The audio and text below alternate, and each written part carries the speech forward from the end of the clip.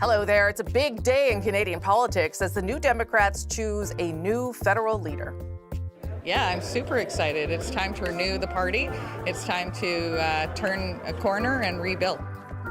Delegates are deciding between 5 candidates. We'll have special coverage through the morning as a new federal leader is announced later this hour. Plus, Newfoundland and Labrador wants to help make Canada a global energy superpower. I'll ask the province's premier about a major offshore oil project. It is Sunday, and we are live.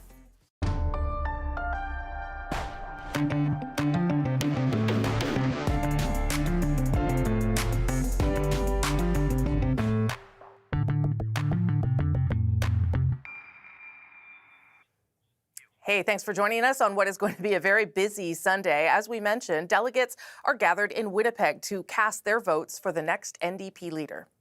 The party has been struggling since last year's federal election that saw voters on the left abandon the NDP, largely in favor of the Liberals, though some to Conservatives. They dropped from 25 seats down to just 7, losing official party status inside the House of Commons. That's a live look in Winnipeg there at the convention floor.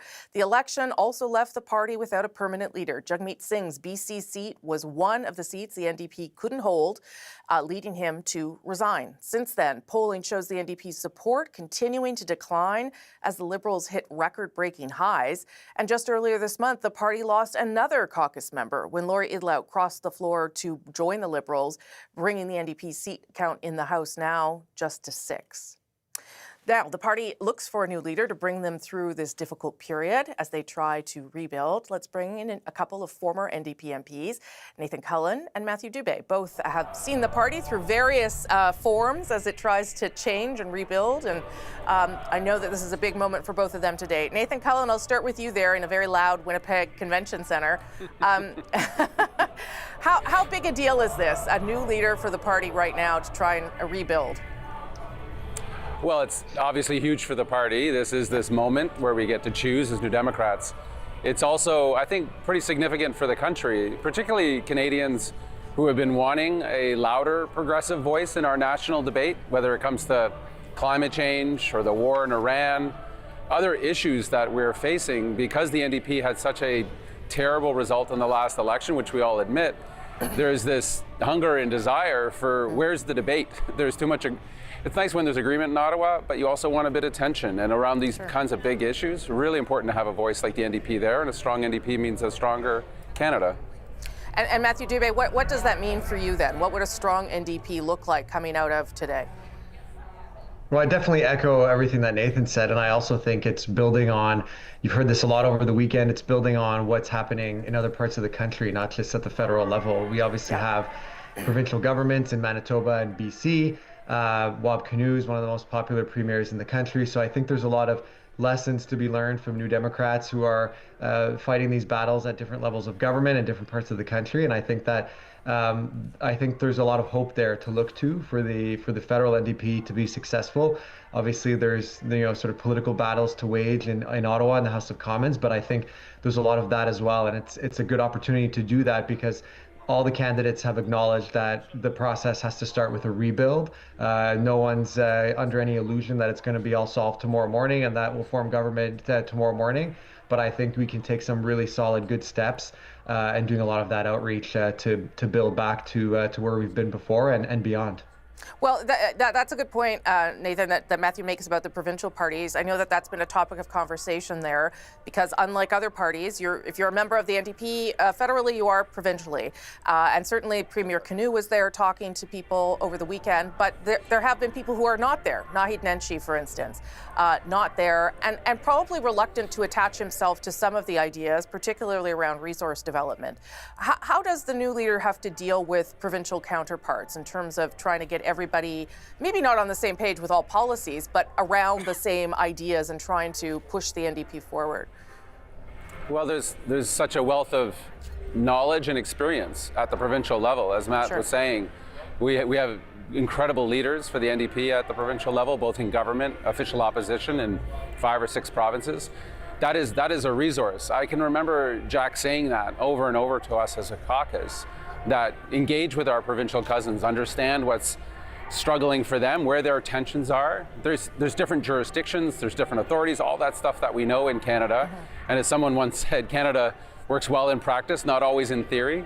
I think the NDP and our ability to have those tensions within a federal caucus and a federal message, and then come out with a policy that Canadians can understand and are attracted to, that's the work. It's relationship building though, Rosie, as you know, a lot of this stuff breaks down to how much time do you spend with each other and appreciate and respect the role that each of you have. And I think the leader coming out of today, unify the leadership candidates and the party, and then immediately reach out to our provincial cousins to see what we can do together. Because again, if we're doing well federally, this is nothing but positive for our provincial folks as well. And Matthew, Heather McPherson has a seat, but nobody else does. How important is it that the new leader seek a seat quickly? Well, I'm always torn about this. Personally, I think sooner is better, if only because credibility is a big part of rebuilding. And what creates more credibility than being seen in the House of Commons, even if in a more limited capacity, just given obviously the lack of official party status, but there's all the other things around it, as we all know well here, you know, whether it's speaking to the media or the few interventions that you can have. At the same time, you'll hear many people saying that not having a seat is also an opportunity to spend time with the grassroots, going across the country and doing all that work rebuilding. I'm of the mind that you can walk and chew gum at the same time, and you can do both. And so I certainly would advocate for sooner rather than later. But I also don't think that I personally wouldn't be, nor do I think many New Democrats would be very fussed if that was something that took a little bit longer, because obviously it's a long road ahead. And again, I said this a moment ago, but we don't think this is all going to be, roses tomorrow morning. I think it's going to be a lot of hard work. And so if that means putting off getting a seat in the House of Commons, then so be it. But again, I think credibility is a big part of that. And what better way to do it in the House of Commons, and also interacting with other parties. I mean, there's obviously a lot of talk around Ottawa about, if and how and when Mark Carney will get a majority. But I still think even under majority circumstances, the NDP has an important role to play. Nathan described it off the top as progressives. And so it's much easier to do that when you're within the halls of Parliament and interacting with colleagues. And those relationships matter too, just in terms of how much you can learn and glean and what you're doing inward with the party and how that interacts sort of with the political world here in Canada. So, bit of a mixed bag here from me, but sooner rather than later, I would hope, but also not necessarily a negative if it's not tomorrow morning. Do you have a position on that, Nathan? Because I know, Jack Layton and Jagmeet Singh both had the same, they had to find ways to get into the conversation and get into the House of Commons. Yeah. Well, I think that's exactly it. How do you get into the conversation? Jack was very creative about this. As you'll remember, Rosie, I think you were reporting on or near the Hill. Jack would get himself there. We have access to that platform. Matt's right. Engaging with Canadians happens through, of course, networks like yours and being around the House or in the House of Commons, but that's not exclusive. It's a bit of a bubble sometimes of what happens in Ottawa, important bubble, but still a bubble. And our ability for the leader, whether it's Heather, who's got a seat, or it's Avi or one of the other candidates who does not, being present in Canadians' lives and reflecting back what they hear, understanding the issues that are there. Again, hey, and by the way, your introduction, I want to challenge. We're doubling our polling so far from the last election. I see polls of us 11, 12, 15%. We were 6% at the time of the last election. I know it's a poll and many polls, but I just think that there's more momentum here. There's 2,000 delegates. We've raised more money than we ever had in the leadership race. All the story that I've been hearing of, are the NDP done? The numbers just don't show it. And so that's, to me, the opportunity for the leader. Yes, it's hard work, but they're not starting at a standing point. There's momentum here, and I think the rebuild, this leadership race has already begun that for the party. I totally take your point, and I'll ask you both this very quickly, but we are living in a political context really unlike anything we've seen recently, right? All of us. And that seems to be sort of what is galvanizing Canadians around, certainly around the Prime Minister. And it seems to me that it's hard for some of the ideas that have been talked about during this leadership race to get traction, given some of the real anxiety Canadians have. So I wouldn't mind both of you just weighing in on why you think that is and how you do that. Nathan and then Matthew, and then I'll let you go. Well, there's an important vote that's about to happen here, and I think it's an important vote for New Democrats, but I think all political parties and for Canadians as to what's the offer in the next election. Another critical vote is the midterms that are going on in the U.S. Yeah. Does the threat that you talked about, Rosie, of Trump remain what it is today in 6-8 months' time. And I hope, and I don't think it will, I think the threat is going to diminish, thankfully, and I think that's going to shift the dynamic in our politics. That threat that helped propel Mr. Carney into office, frankly, I think is going to be diminished. Again, hope the Americans wake up and see that, so not just for us, but for the rest of the world and for Americans too. Matthew Dubé? I think the NDP has a hugely important role to play given these times, because we talk so much about the industries and the businesses, rightfully, that are impacted by what President Trump's doing, but we need to keep driving home that there's humans, people, Canadians, workers that are impacted by this as well. And so I think that that's a role the NDP can play. And I also think there's many international events that are making Canadians very uncomfortable. You look at the war in Iran, as Nathan mentioned off the top, and I think these are all things where historically the NDP has been saying things that maybe aren't within what the sort of you would think the mainstream political thought is, but it's actually where many Canadians are, and we've seen that before, and I think we'll see it again. So I think there's a hugely important role to play. We can't just say we're not forming government tomorrow, so we shouldn't be part of the conversation. I think it's more important than ever, given everything that's going on, to have New Democrats in the House of Commons and as part of the Canadian political conversation. Gentlemen, always nice to speak with both of you. You know I enjoy that. Appreciate you making the time. Nathan Cullen, Matthew Dubé. Have a good rest of your day. Thank you. Thanks, Rosie. Thanks, guys. The leadership candidates have been addressing party delegates over the course of the past couple of days in Winnipeg, making their final pitches and offering their vision for the future, as we were just talking about there, of the New Democrats, and, of course, calling for unity. Canadians need us more than ever. They're feeling the pressure on their bills, their jobs, their futures. And they're looking for a party that understands what they're going through. We need a party that honors its roots in the working class, our farmers, labor, while being radically accessible to everybody else. Think about how we can come together to bring all that talent and energy into a bigger, broader team. We can fire up our base and build a bigger coalition. We do it by fighting for the big wins that would truly change everyday people's lives. Our values are winning, and we can choose to ignore or even oppose that success, or we can build from it together. This is the room where at around 10:50 Eastern, we are expecting to find out who will emerge as the new leader of those 5 people you just saw on your screen there who have been campaigning over the past number of months. We know a couple of things already, that the membership of the NDP has grown since the leadership race began, increased up to approximately 100,000 people, up from 60 back in September. So we'll see how many of those people actually voted. We believe that most of those membership signups will favor Avi Lewis, who is also, and this is what is driving people to call him the front runner, the biggest fundraiser so far, confirming yesterday that he's raised more than $1.4 million in this race. Now, that's not a huge amount of money compared to the Liberals and the Conservatives, but it's something certainly that shows some momentum for the NDP. So in at around 10:50, we will find out who will lead the party going forward. With all the challenges and the work that lies ahead for them, the party, as we've been saying, sits with just 6 seats inside the House of Commons. That's after losing an MP to the Liberals. Is there a path back for them? Our friend Eric Grenier is a polling analyst and runs the RIT.ca, and he is in Winnipeg for this big event. Eric, nice to see you. Good morning. So, paint a picture of where the NDP sits right now in terms of popularity amongst Canadians. It's not that different from the last election. Once in a while, we'll see a couple polls that'll have them in double digits, but on average, they are still at around 8 or 9% support, which only puts them a little bit ahead of where they were in the last election. They're not really seeing any kind of regional increase in support anywhere. So if an election were held today, there's a very good chance that they'd maybe re-elect the MPs that they currently have, maybe win a couple extra seats because the Conservative vote has come down a little bit. But generally speaking, the new leader of the NDP, who's named today, starting pretty much from scratch, starting from the same place they were last April. And there has been some polling done around sort of whether people are known entities, which is also always a challenge when you become the leader of a party. How do you introduce yourself to Canadians? What kind of things are we seeing there?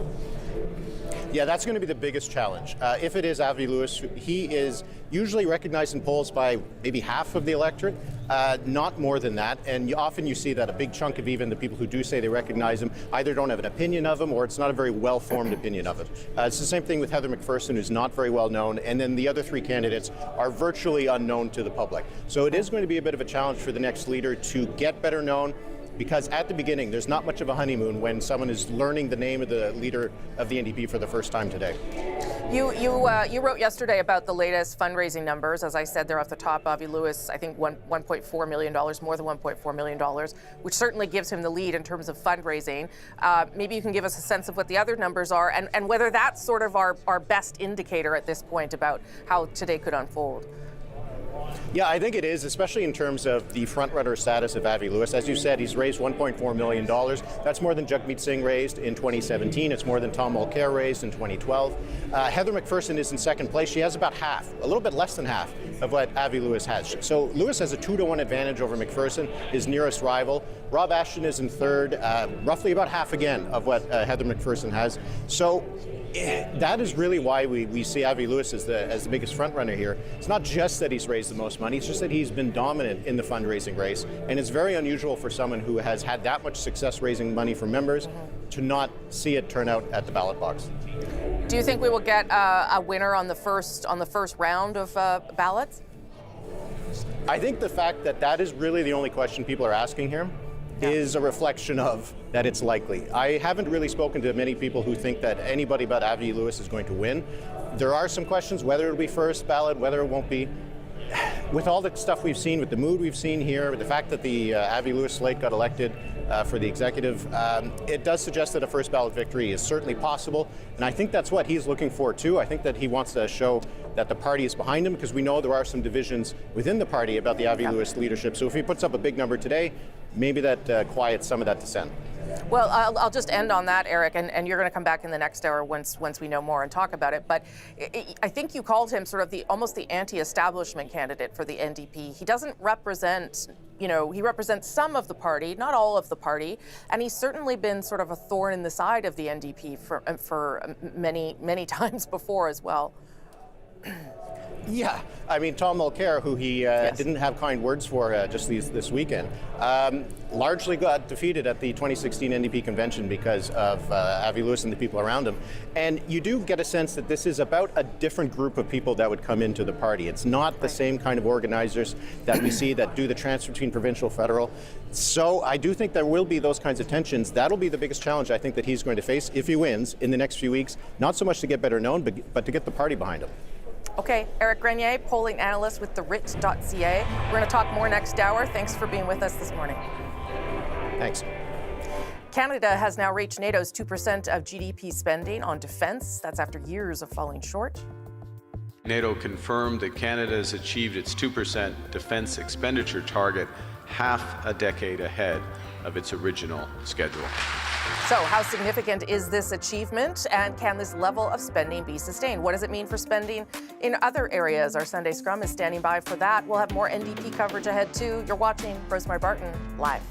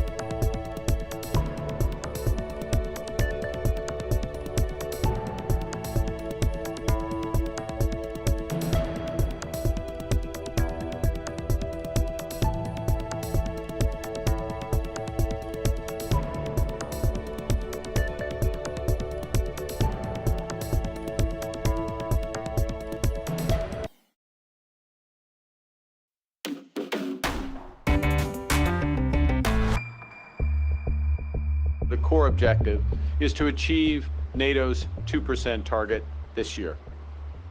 That's the highest level of defense spending relative to the size of our economy since the fall of the Berlin Wall.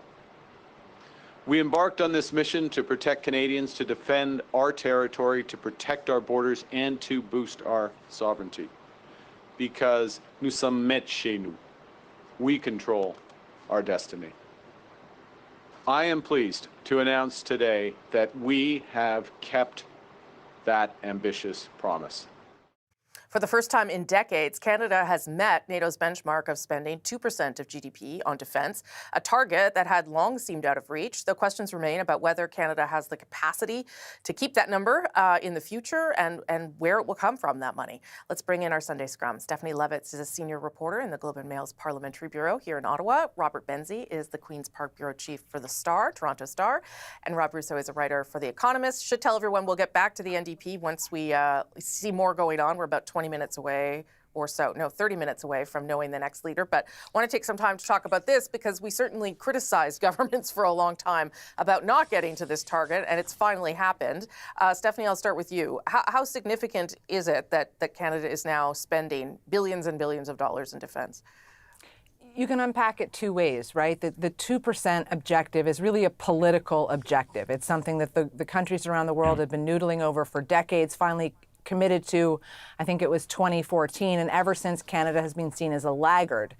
What's interesting about hitting the 2% now is a bit of the framing of why that 2% is, right? It's not about, which has been for years, America being very frustrated with Canada, believing that we weren't doing our part in the world. That was sort of part of the impetus for past governments to try and keep up. Now we've reframed this objective, right? Now we're talking about it in an uncertain world, Canada needing to stand up for itself, defending its own sovereignty.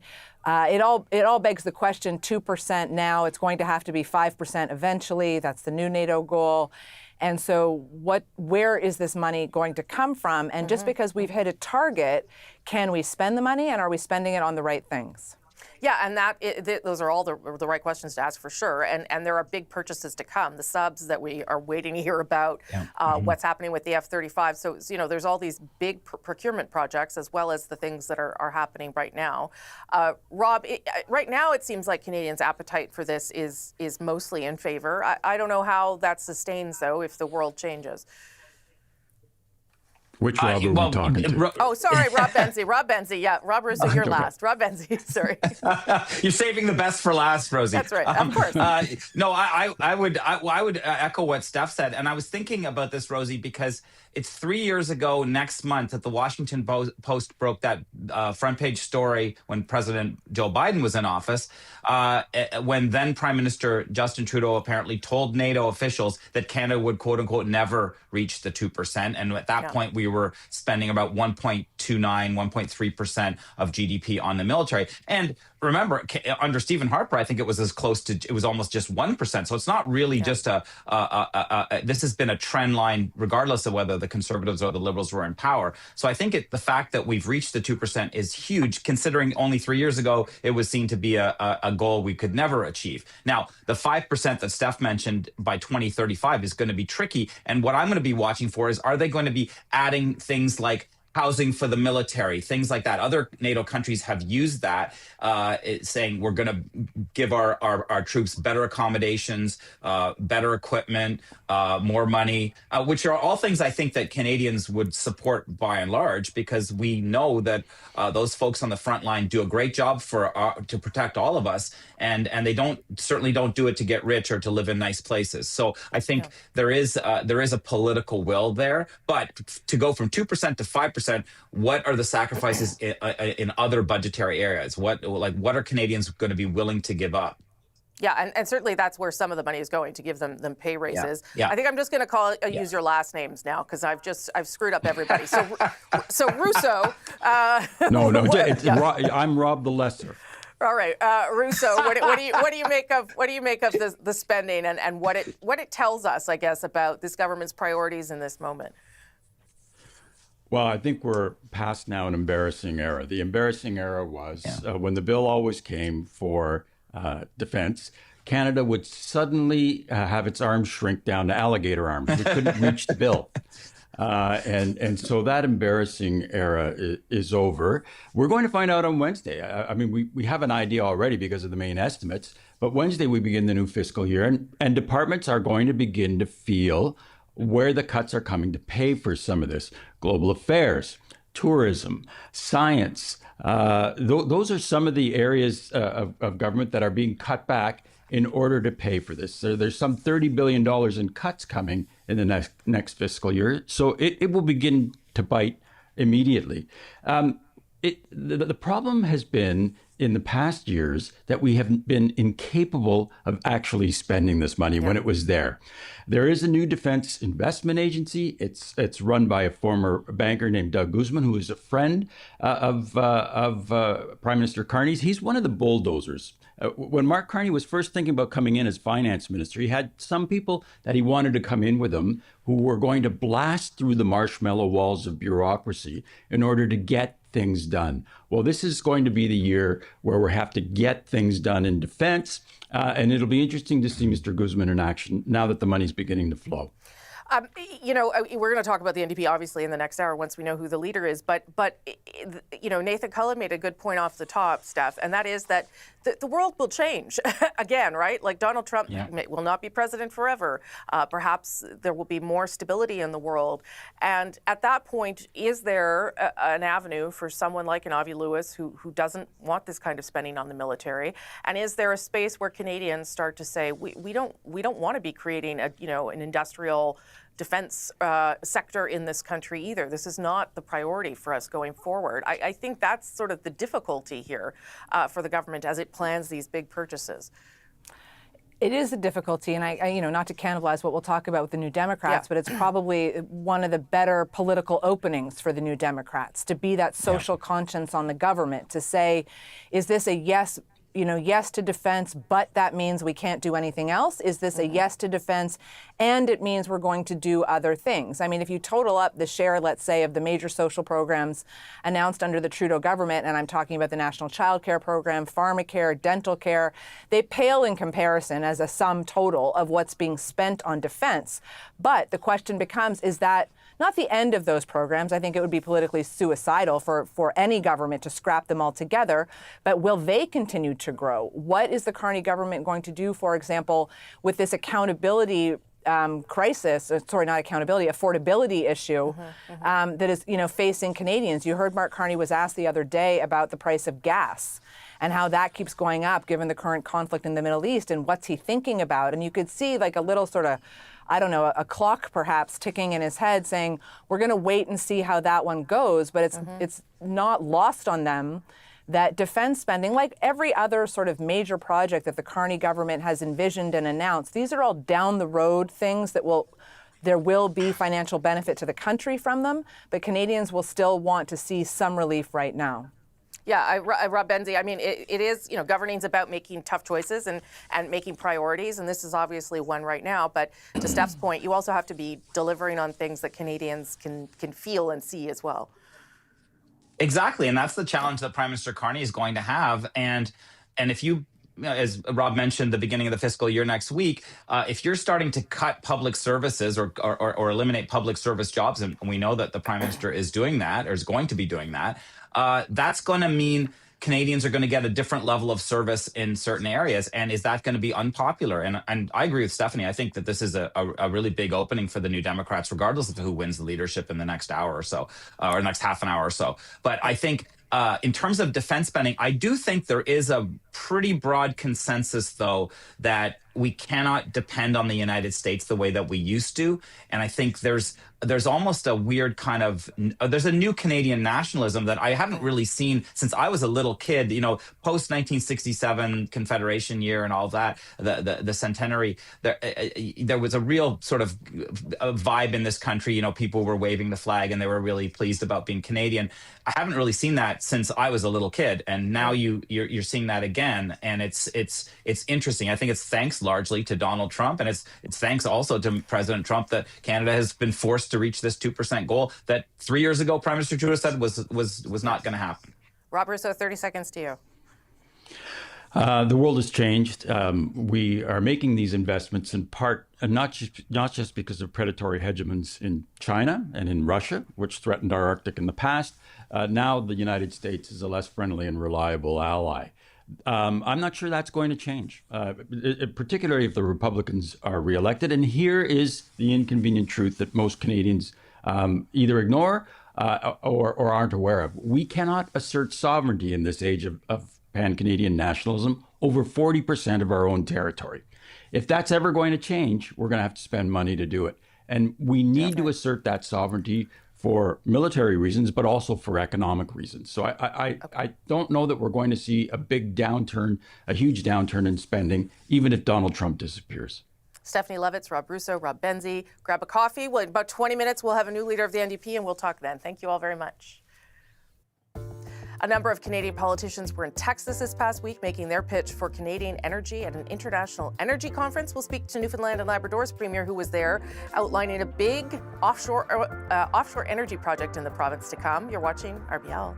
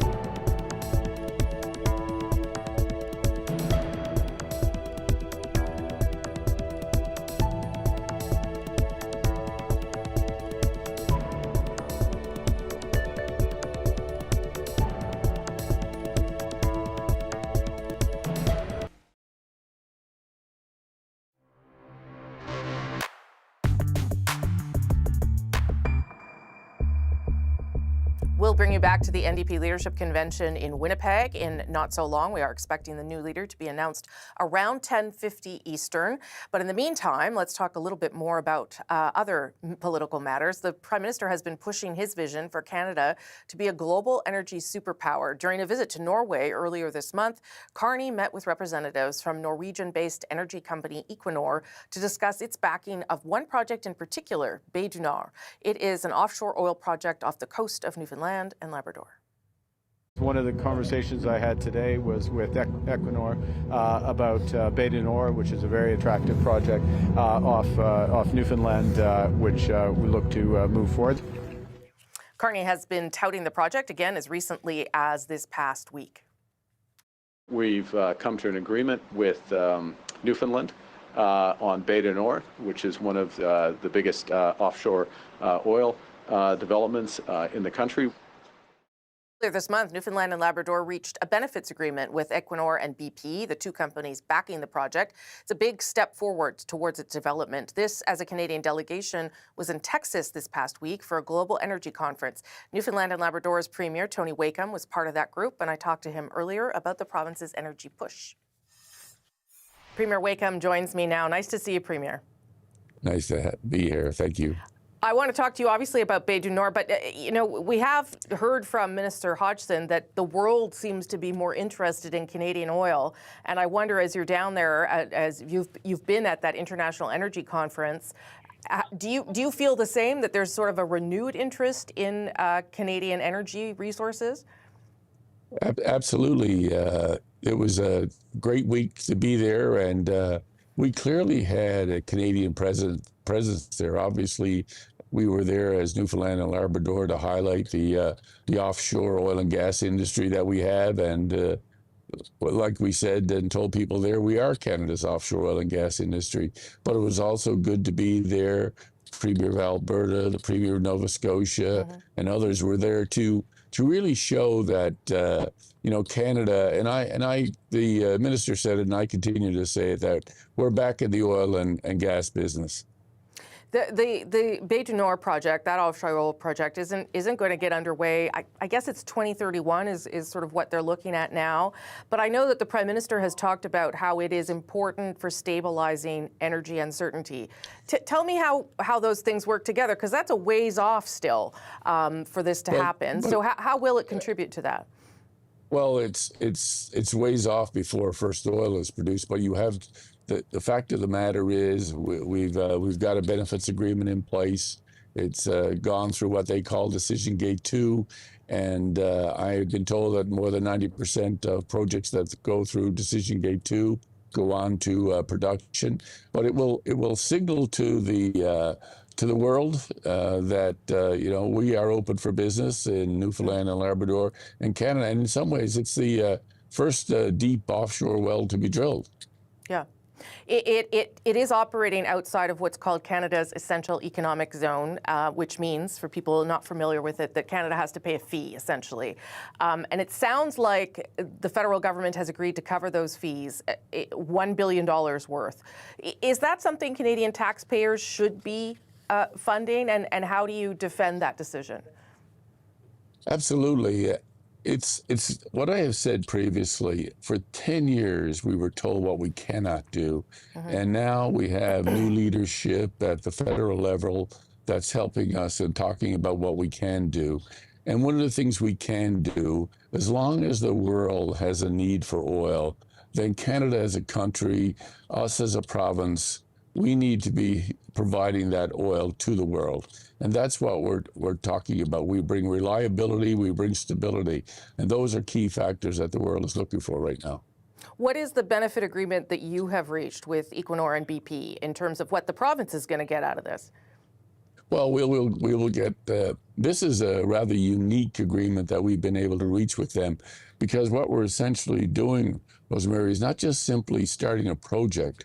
We're going to start a new industry.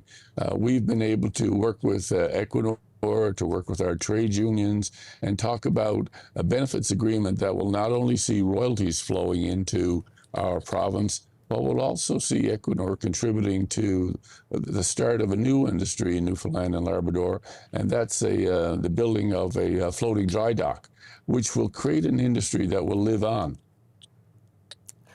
Will you make the benefits agreement public at some point, at least some of the details, so that taxpayers understand what this project is all about and how you're going to benefit from it? Absolutely, absolutely. That's a thing we're working through that agreement right now with Equinor. How soon would you expect to have those details for everyone? I don't have an exact date on when we will be releasing it, but we'll be perfectly clear that we will be making sure that all Newfoundlanders and Labradorans know exactly the benefits of this agreement. Do you think that the difference, Premier, here was the federal government, and what have they done beyond the decision to pay these international fees? What have they done to make sure that this is going to go ahead? Well, what you've seen is a signal from the Prime Minister talking about the project. You've heard from the Prime Minister of Norway talk about what a great project this is. So this is the signal that the world needed to hear. This is the signal that we brought to the meetings this past week, CERA meetings, a signal to all of the major players that Canada is a major player in itself. And we are here. We have a reliable country. We have stability, and we're prepared to work with those companies to make sure, as I said, as long as the world has a demand for oil, we're here to help provide it. You also met, I believe, with Mark Wiseman, Canada's new ambassador to the U.S. What kind of conversations did you have with him, particularly about exports to the United States? Well, one of the things, we had a great conversation. It was the first one. I'm looking forward to him coming to Newfoundland and Labrador. But one of the things I've talked about is about, when we talk about retention and recruiting of employees, I liken it to similar things. We have a number of contracts currently in place, and it's important for us as we look for new places to sell our products to, that we retain the ones we have. And we have a very important relationship with the U.S. in terms of exporting our products there. So, we need to continue to ensure that relationship is build on it as we can, work through it, while at the same time we are aggressively pursuing other markets. Well, and in fact, leading provinces in increasing those exports to non-U.S. markets last year. How did you do that, Premier, and what have you been telling other premiers about how to get that done?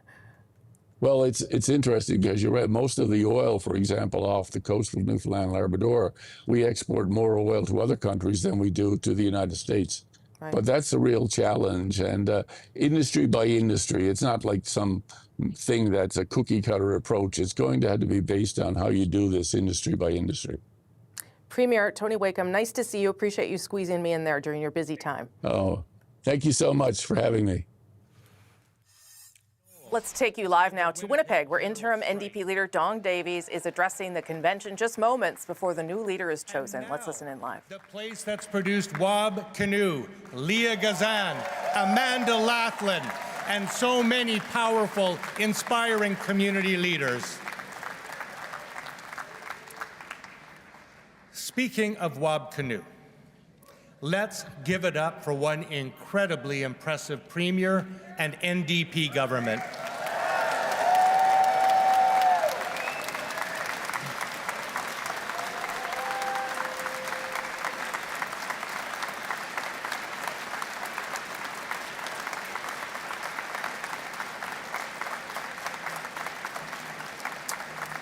People across Canada are watching what you're doing to make life better for working people and their families. They're seeing that it's possible to elect a government that acts on their priorities, things like rebuilding healthcare, tackling the cost of living crisis, and creating safer communities, and serving with common sense and integrity. Nouveau démocrate du Manitoba, vous êtes une source d'inspiration. Of Manitoba, you are an inspiration to all of us. Inspiration to us all.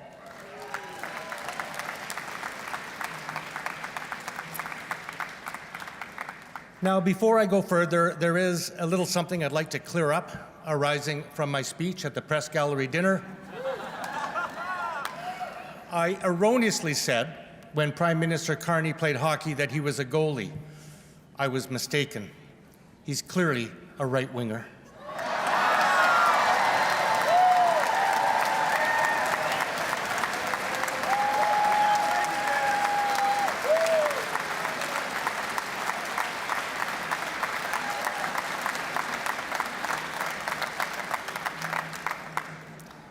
For the rest of my act, you'll have to catch it at Yuck Yucks next week in Vancouver.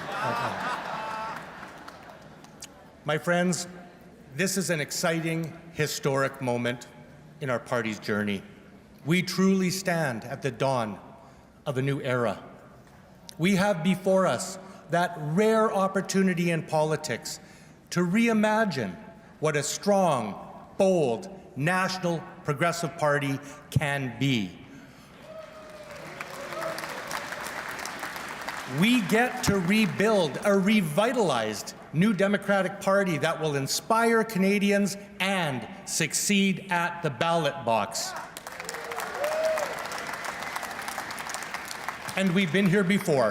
In 1961, when we created our party, we established a Canadian institution, one that's produced groundbreaking achievements that now define us as a country. We envisioned, pioneered, and compelled nation-building programs like universal public health care, employment insurance, the Canada Pension Plan, old age security, and family allowances.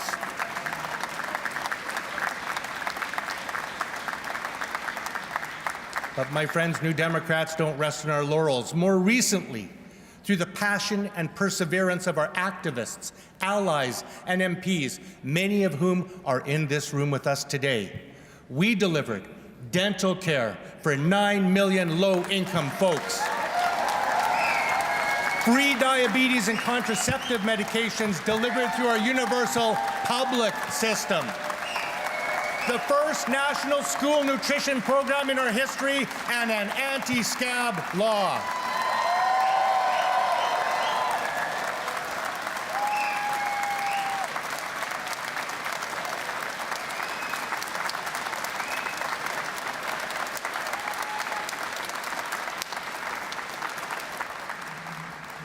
And you know, these accomplishments, created from our shared values as New Democrats, now bind us together as Canadians, more important than ever as we face threats to our sovereignty from south of the border. You know, Liberals currently are talking a lot about nation building. New Democrats have been building our nation for over half a century, and we're going to keep doing that.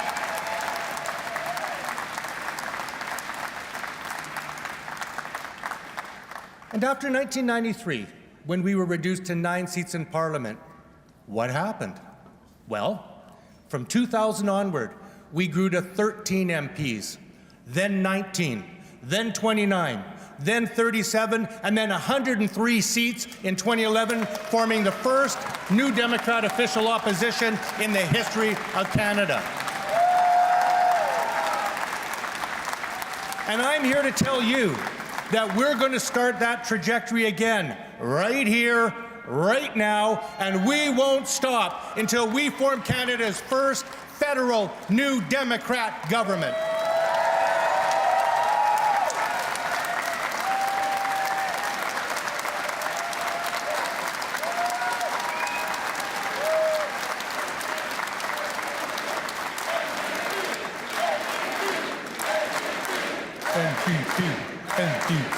NDP.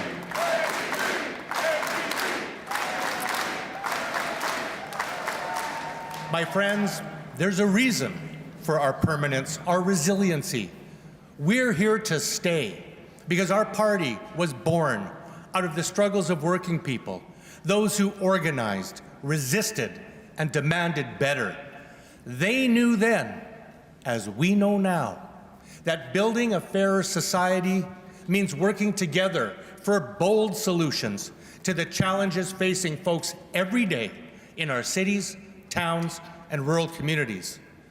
Nous sommes là pour rester, car notre parti est né, and our party was born of workers' struggles, workers who organized and demanded for better conditions.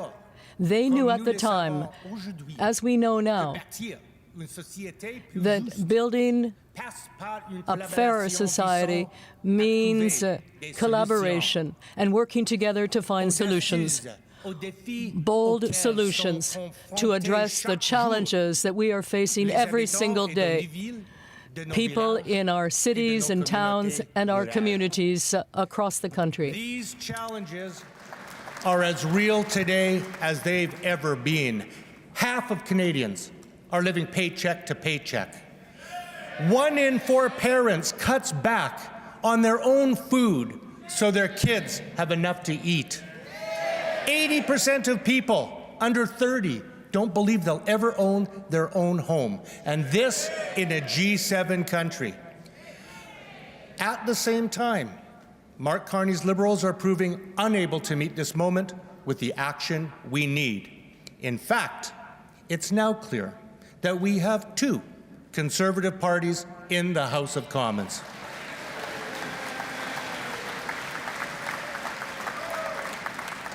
You know, every day Liberals demonstrate that they're not what Canadians thought they were voting for last election.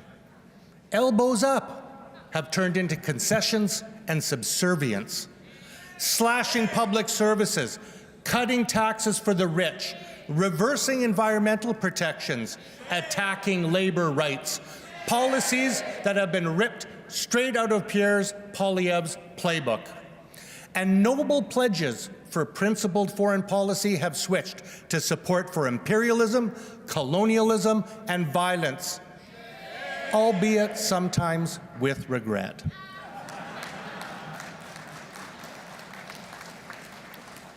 Now, the contrasts between our opponents and New Democrats are crystal clear. We advance policies that support people and strengthen communities. We champion social, economic, and environmental justice. We're the only party in Parliament who fights for things like affordable housing, free education, and respect for Indigenous rights. We stand alone against inequality, hypocrisy, and greed, and we stand up for international law, diplomacy, and peace. Only New Democrats had the guts to call out the genocide in Gaza, the cruel blockade of Cuba, and the illegal invasion of Iran.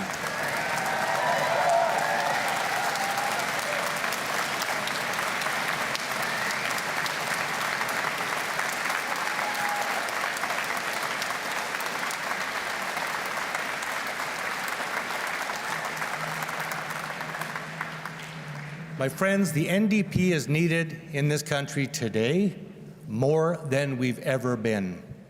After all, a bird cannot fly without a left wing.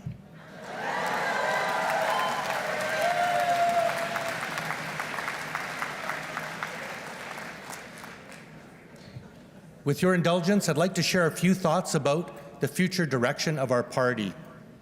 As we all know, the NDP was formed by Labour, for Labour, and that is the fundamental difference between us and the 2 old guard parties.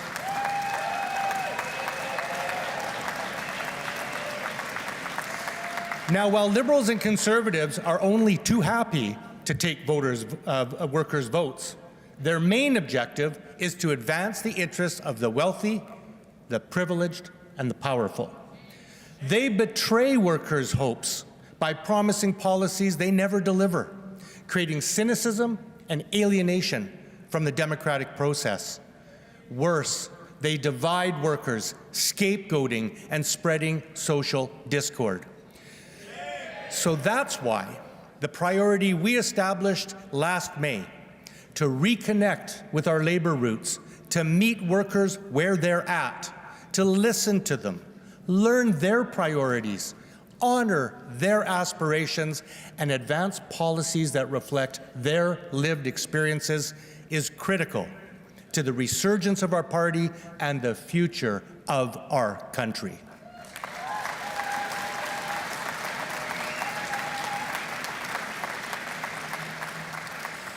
And when I say workers, we must make this as inclusive as the Canada of today truly is. Whatever your race, gender, origin, orientation, religion, whether you build, serve, drive, fix, teach, care, create, or hustle for a living, our party must be there for you.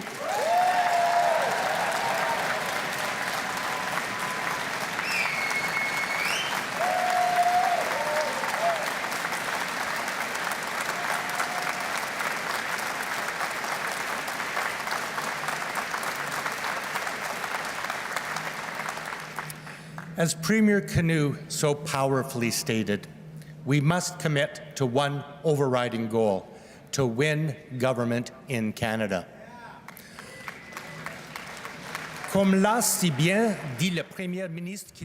As Premier Canoe said so well, we must commit to meeting a critical objective: to form the next government of Canada. Because the people we represent, those who need our help, the voiceless, the forgotten, the abused, those who work hard for a living but never get ahead, are counting on us to win.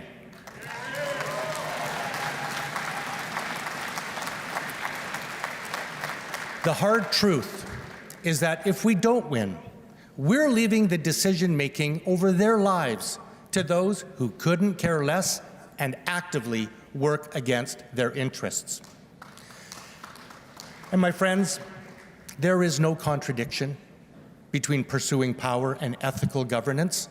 We can craft a pragmatic and principled offer that not only wins the support of the majority of Canadians, but makes us proud as social democrats and democratic socialists.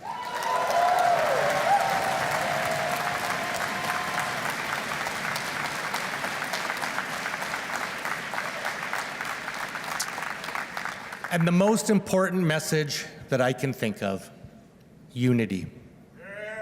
My friends, I took the helm of this party at a challenging time, but we got through it because we came together. We spoke with each other. We listened to one another. We debated. We compromised.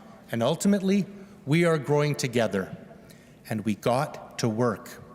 And because of this, in 10 months, we grew our party to over 100,000 members, set a record for the most money ever raised in a leadership race, and have 2,000 people coming here to Winnipeg to start that rebuilding party.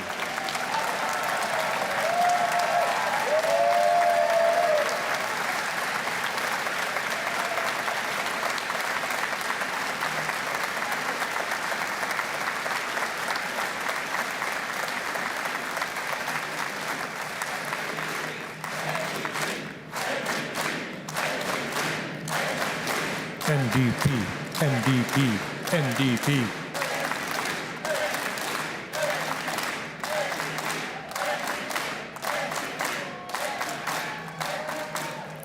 You know, I can be in a room of 2,000 people chanting and I can still hear Rob Ashton. You know,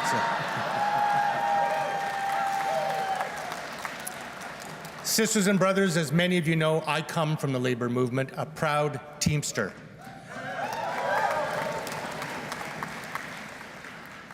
I had a Jimmy Hoffa joke, but they told me I couldn't say it, so. And the most profound value the labor movement teaches us is solidarity. That is the fundamental notion. When we act together, that we are most successful when we move. Hello, and you are watching special coverage of the NDP Leadership Convention right here on Rosemary Barton Live on CBC News Network on this Sunday morning. They're running a couple of minutes behind, about 10 minutes behind. This is Interim Leader Don Davies addressing the convention at this hour, but within moments, we will find out who will lead this party going forward from a challenging and historically poor election outcome last election. Let's keep listening now. After all, we are the party of change. We do not take the world as it is. We fight for the world as it should be.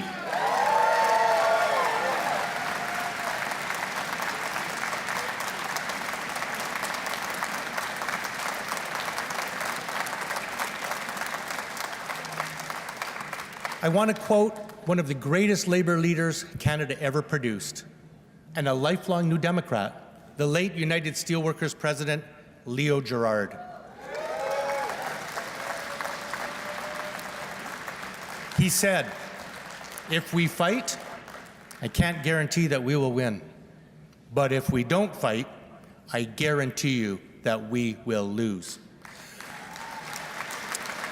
My sisters and brothers and friends, our party has fought for 65 years, longer than that if we include the CCF and others who birthed our movement.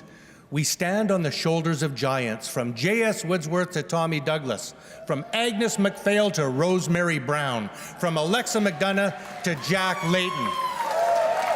As they did, we fight when it's hard, when no one else is standing up for what is fair and right. We fight for the principles of justice, equality, and peace when every other party sells their soul for expediency and profit. We fight because we know that a better world is not only possible, it is necessary.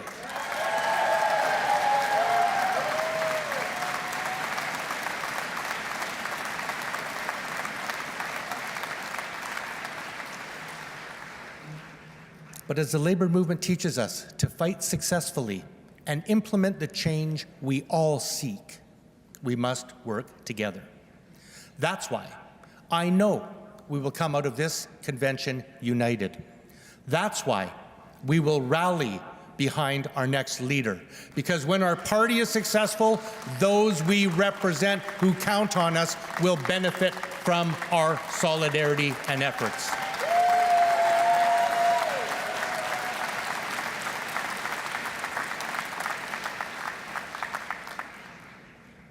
My friends, my time as interim leader is coming to an end. It has been the honor of my life to have been afforded the privilege of representing New Democrats across Canada for the last year. Ce fut pour moi un immense honneur. This was a huge honor for me to have had the privilege of representing New Democrats right across the country over the last year. I have been nurtured, supported, and inspired every day by the energy, generosity, and optimism shown by so many members across our great country. And for all of you who gave me advice, so much advice, thank you. I want to thank each and every one of you for your work to sustain our great project. But there are a few people that I'd like to thank specifically. My staff and all the staff and volunteers on the Hill, in our constituency offices, and in our party, who pulled together with few resources but incredible dedication and spirit.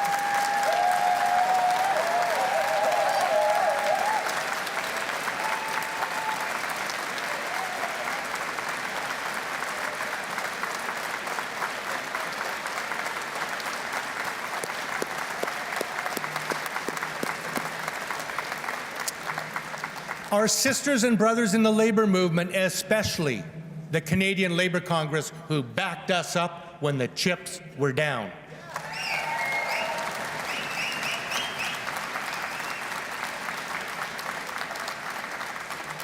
My caucus colleagues, Alexandre, Jenny, Gord, Leah, and Heather, who bravely came together to carry our flag when the challenges were formidable. We've not had one leader, we've had 6.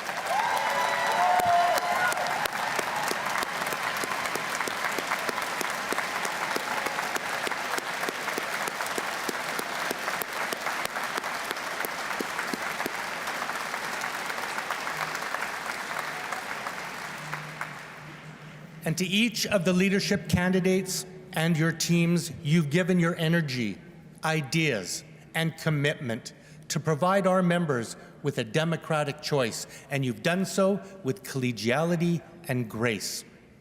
Tony, thank you for your gentle idealism, reminding us of our core values of kindness and the need to live in harmony with all on this planet we share.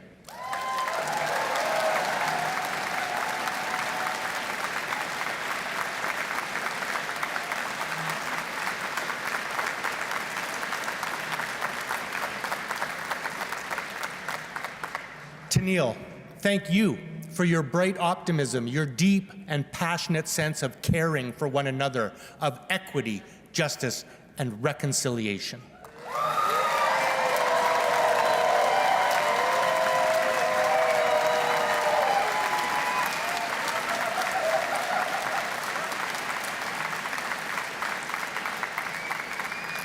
Rob, thank you for demonstrating the inherent dignity of our blue-collar heritage and urging us to ground our future on the needs of workers and their families.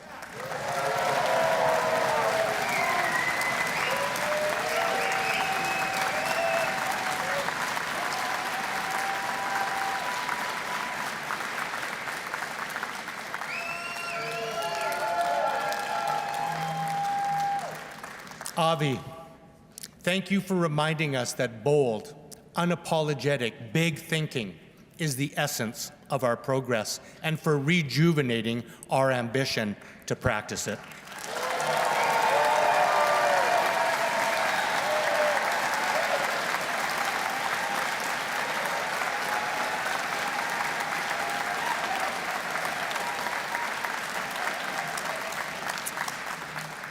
And Heather, thank you for demonstrating that inclusion is critical to our growth. Our values connect us, and setting a bigger table must be the goal of all New Democrats.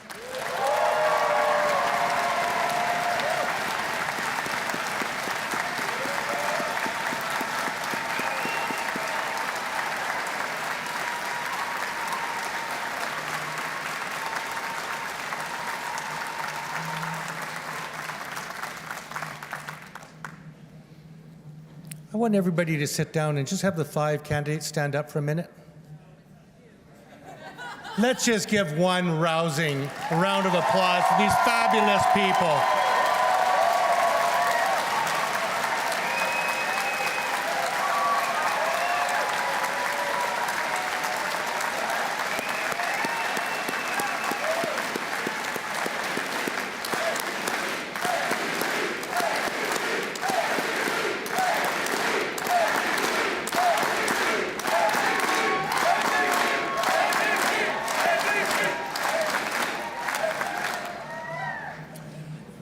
Most importantly of all, to my family, without whose love, support, and sacrifice, I couldn't have lasted one day in this position.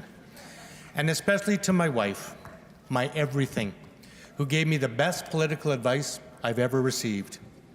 Before I post, always ask myself, what would Cheryl do?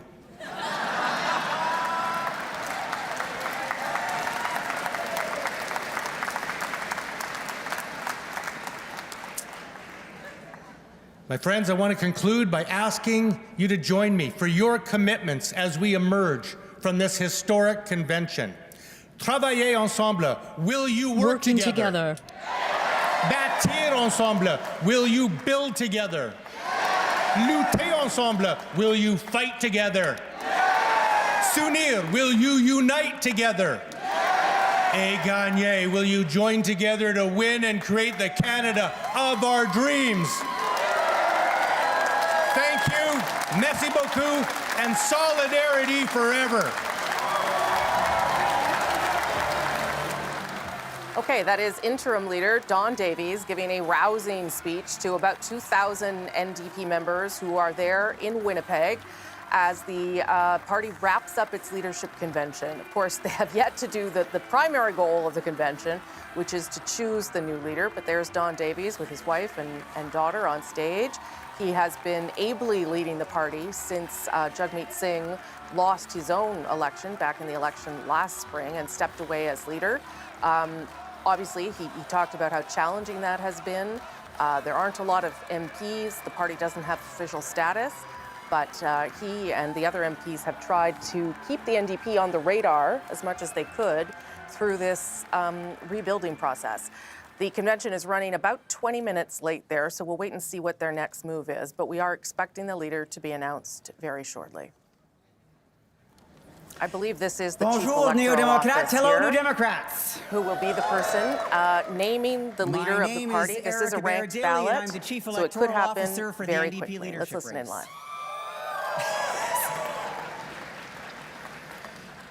8 months ago, the Federal Council of the NDP put together a set of rules and asked me to serve in the role of CEO.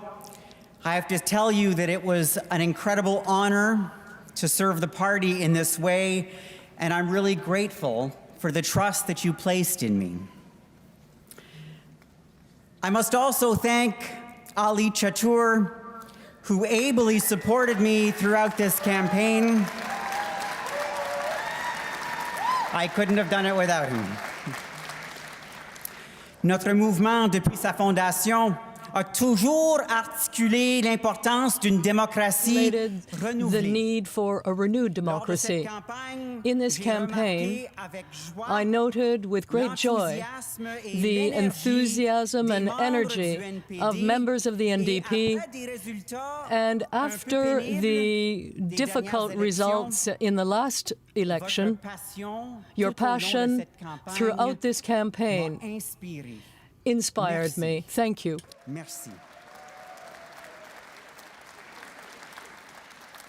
Our 5 leadership contestants have really shown the heart and soul of our movement throughout this campaign.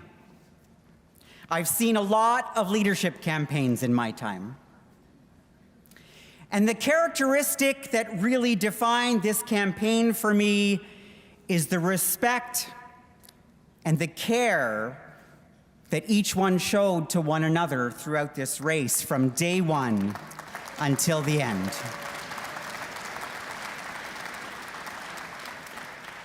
And I think that they are a beacon of hope in a very weary world.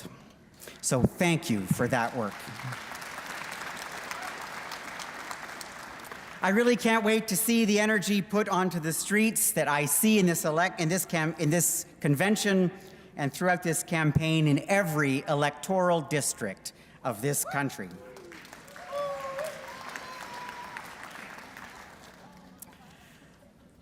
So, here are the results of the first round of balloting. Voici les résultats du premier tour de scrutin. The total number of votes cast was 70,934 votes. Le nombre de votes total déposés a été de 70,934. Was 70,934. There were 4 spoiled ballots. Il y a eu 4 votes annulés. 4 spoiled For a total ballots. valid votes cast of 70,930.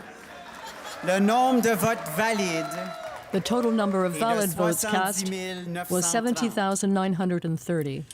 Le nombre de votes requis pour être élu. The number of votes required to be elected as leader is 35,466. Is 35,466 votes.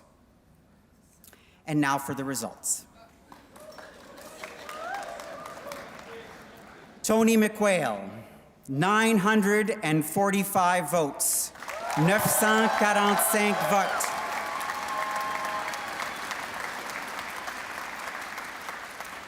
Rob Ashton, 4,193 votes, 4,193 votes.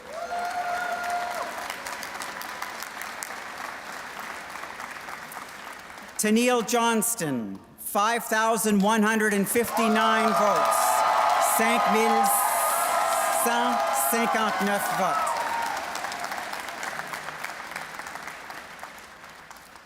Heather McPherson, 20,899 votes, 20,899 votes. Avi Lewis, 39,734 votes, 39 734 votes.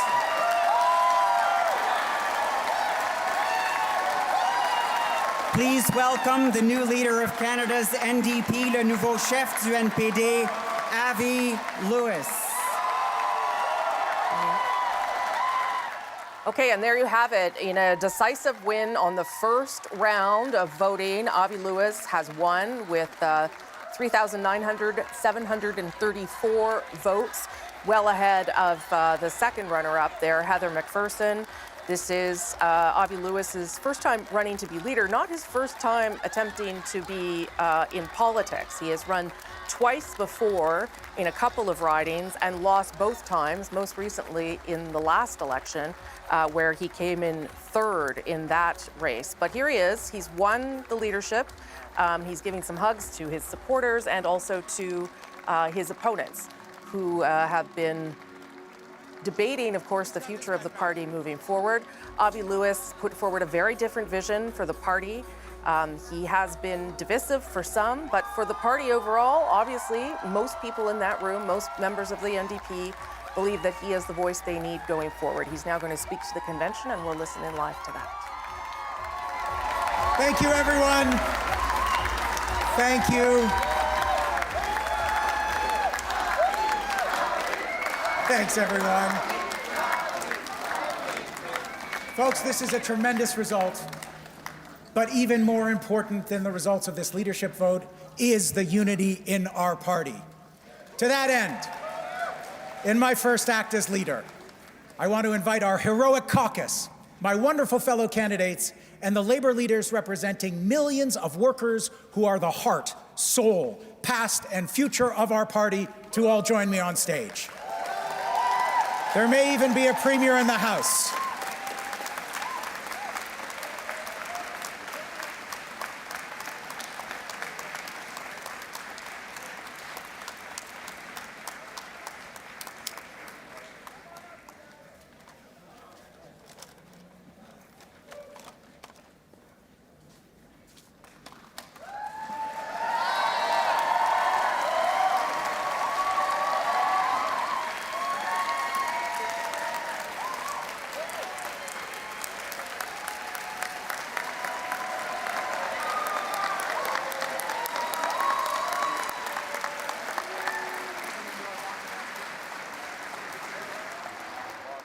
In his first show of unity, because that's part of what the challenge here will be for the new leader of the NDP, he's brought the other members that vied for the job up onto the stage.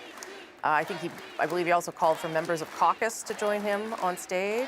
But this was a decisive win for Avi Lewis, which he was hoping for. Certainly he and people around him were talking about a first round win. There's Gord Johns, he was a supporter of Heather McPherson, member of caucus. Avi Lewis wanted a first round win, and that's what he got, 56% of the vote, and more overall votes than what Jagmeet Singh won when he won the leadership. Those are members of the NDP caucus coming up. That's Leah Gazan. Members of the NDP caucus, Jenny Kwan, coming up now to greet Avi Lewis. Now he, faces the challenging task not only of uniting the party here, because there are people who are not in favor of some of the ideas Lewis put forward, but also of deciding when he's going to run for a seat inside the House of Commons and where he's going to run. As I said to you previously, he's tried to become an MP twice before and failed. He has previously, talking to some of my colleagues who've been covering this, not been super eager to get a seat right away. So he'll have to decide what makes sense for him and where it makes sense for him. And we are going to hear from the leader, who will hopefully speak soon here, about the challenges going forward and what he plans to do to bring this party forward. But just to give you an idea of some of the policies that Avi Lewis has been talking about, he's been talking about how this is time for a big pivot for the country. He's been talking about creating, for instance, public banks that Canada Post would run, creating government-run grocery stores, trying to get cell phone bills down. He's been talking about stopping further resource extraction and development in this country and pushing for a much more aggressive plan on fighting climate change and developing solar and wind. These are the kinds of ideas that Lewis will put in the window for Canadians over the next election. Let's listen in. Thanking the greatest campaign team ever, led by campaign manager Savannah Wilson and powered by an extraordinary group of young people who have changed this convention, these young folks, changed this party, and will go on to change politics in Canada. Come on, everybody, get on stage. Savannah, Naomi.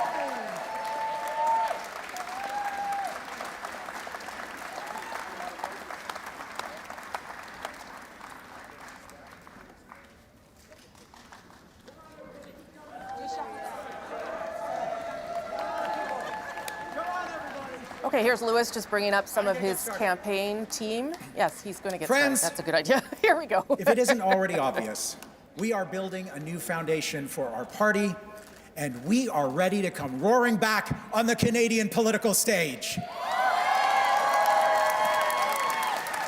After 7 months of campaigning across this country and speaking to thousands upon thousands of Canadians, here's one thing I know for sure, and I want to say it out loud.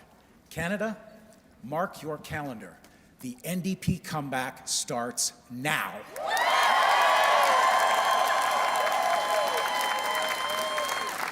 Et au Québec aussi. And in Quebec as well. Please note this date. The NDP comeback starts today. You can see it in the lineup featured in this race. 4 other candidates, deep New Democrats, making a unique and powerful contribution. To Neil, you're a sensation and a rising star.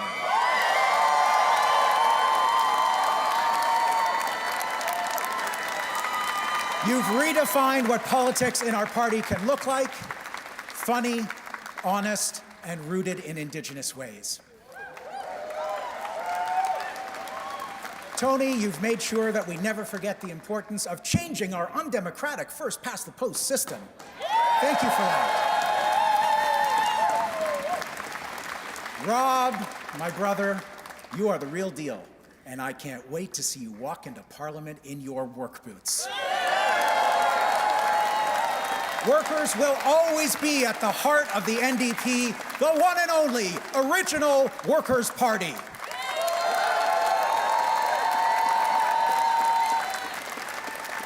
And Heather, you know how to win. You help others win, and you get things done in Ottawa. Your leadership in the House of Commons, denouncing the genocide in Gaza, has been profoundly important to us all.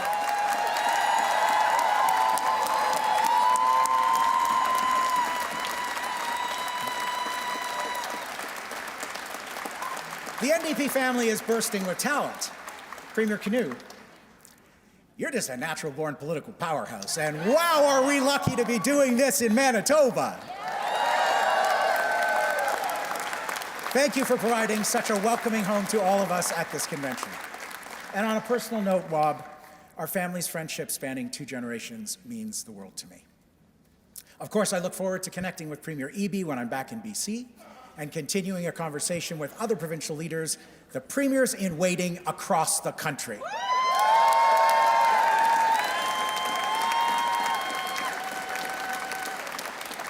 Elsewhere in Canada, this party is united in our commitment to working people.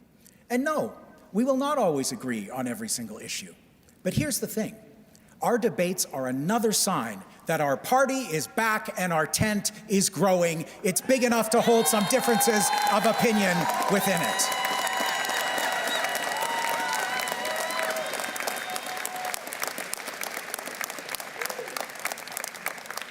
The NDP comeback has arrived just in time. Our party has never been more needed. Friends, Canadians are living on the edge. We're under economic attack from the US, while Donald Trump stomps around the globe, grabbing foreign leaders and oil fields and starting wars. He has no idea how to stop. And at the kitchen table in Canada, there's an even bigger crisis. The everyday emergency of just trying to get by in an impossible economy. Whether you're on a single salary, hustling with multiple gig jobs, or taking care of loved ones, working hard no longer earns you a living. Look, I know every politician says, yeah, it is a shame. And I know every politician says they feel your pain, and they claim to be outraged by the sky-high price of everything. But what they won't talk about is why. An economy that's rigged for the rich, leaving the vast majority of us behind. Écoutez, je sais que tous les politiciens Listen, I know prétendent that comprendre politicians votre détresse claim to et se understand disent this scandalisés distress, par les and they prix say they're exorbitants. scandalized by these exorbitant prices. Jamais la But raison what they don't say is why we have an economy rigged for the rich that has abandoned the vast majority of all of us. And what they definitely won't talk about is who. A tiny group of billionaires that control every part of our economy, enabled by their friends among both liberals and conservatives. They'll blame Trump. They'll blame immigrants. They'll blame indigenous land rights. They'll blame anyone but the CEOs, the corner office class to whom they feel accountable. Only the NDP will tell the truth. The cost of living emergency is driven by the extreme wealth and power in the hands of the 1%. Six grandes banques qui réalisent des profits However, astronomiques. We must acknowledge that these large companies, like the large oil companies, who are delighted now with the super profits that are driven by this war. Collude and price gouge and gorge on profits. They fixed the price of bread for 15 years, for heaven's sake. 3 telecoms corporations with mobile data rates that can cost 1,000 times what people pay in Finland, and the worst customer service on earth. Seriously, you can watch your best years drain away as you wait on hold just to make some small change to your cell phone plan. And let's not forget the tech oligarchs and their global digital empires, spying on us from every device, jamming generative AI into every platform. This is more than a rigged economy. It's a war on working people. And it's why you're in shock at the grocery checkout, in tears looking at your bills at the end of the month. It's because the wealth of this country is being hoovered up by a corporate elite who are extracting it from you every single day. It's immoral, it's unreasonable, it's un-Canadian, and we cannot let it stand.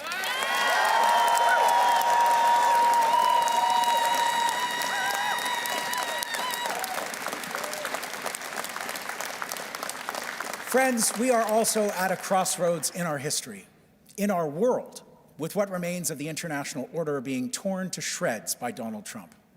In this moment of intense uncertainty, our country needs a vision to guide the path we take, one that makes us safer and more secure, one shaped by values shared by most Canadians: fairness, compassion, equality, international solidarity, and love for the natural world. In this period of such great uncertainty, we deserve a vision that will show the way forward. A vision shaped by the values of many Quebecers and Francophones: equity, solidarity, and love of our environment. But that's not where we're headed now. The Prime Minister is very popular at the moment. He's a smart guy, and most Canadians still want to give him the benefit of the doubt. That's fair. But I think when you connect the dots, his moves do not add up to the vision that Canadians truly want and deserve in this perilous moment. $500 billion in a decade for weapons to make Canada a major arms exporter in a war-torn world. Slashing our cherished public services, sweeping aside Indigenous rights, full steam ahead, no regulations on AI, and pipelines. In the last federal election, Canadians voted to say no to Trump and Trumpism. What they're getting instead is our government following the U.S. into a future of wars, fossil fuels, austerity, and job-killing generative AI. Our NDP has a different offer for this country. Our plan is to Trump-proof the economy by investing massively in Canadian economic independence, using the unmatched power of public ownership to ensure the fundamentals of a good life. A network of public providers for food, phones, and internet. A public housing developer and public construction companies to build millions of non-market homes. A 21st century electrical grid, an EV bus revolution, and a heat pump in every home, built with Canadian steel, creating tens of thousands of unionized jobs.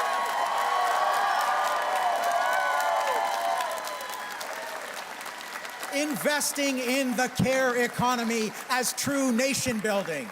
The education, healthcare, elder care, and child care that holds our social fabric together.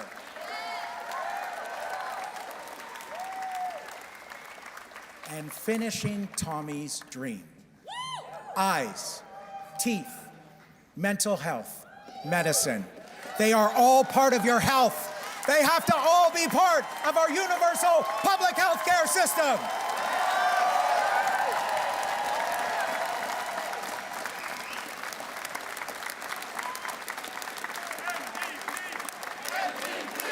NDP, NDP, NDP, NDP, NDP, NDP. If we want Canadians to feel more secure, then we have to invest in our security. And we can. And here I want to directly address the people of Quebec. And my French may not be perfect, but I do want to say that the history of struggles in Quebec are a strong part of the success of our party. Quebecers are seeking real progressive solutions. They want bold ideas, public ideas for groceries and better wages. They want clarity, no dirty pipelines, no generative AI, and they want solidarity rather than blaming the most vulnerable. I want that this NDP be your home, to be your home. We will build this movement together and make a huge resurgence in Quebec. Yes, yes. NPD, NDP, NDP.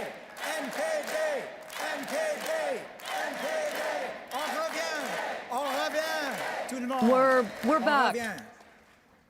Of course, we can already hear the howls from the establishment. But how will you pay for all this?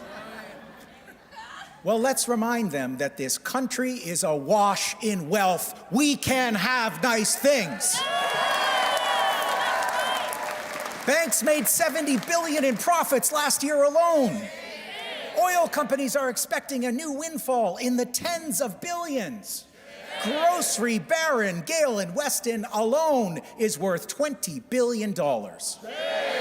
It is time, far past time, to properly tax the corporations and billionaires that have been riding a tidal wave of profits, while the 99% have been suffering and struggling, and use that money to directly improve the lives of Canadians. The money is there.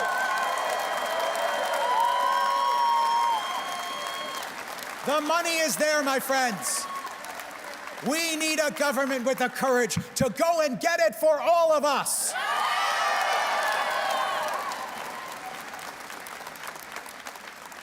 And we need a government that doesn't just talk about Canadian values on the world stage.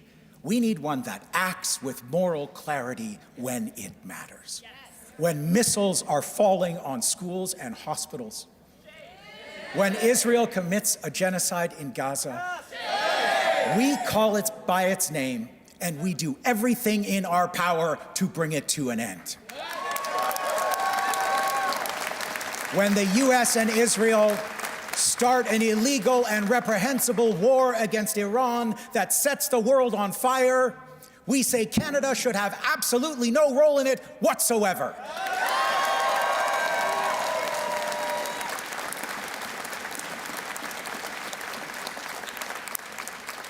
Folks, for me personally, it is humbling to pick up the mantle of leadership from the long line of NDP leaders before me. My grandfather, David Lewis, who took over from Tommy Douglas, gave his life to the CCF and then the NDP. David worked tirelessly for the party from the 1930s until the 1970s. And then he was a pundit briefly afterwards, very briefly. And friends, a lot of you know that my dad, Stephen Lewis, is not doing too well. But he is still with us and hanging on to see the next chapter of our movement.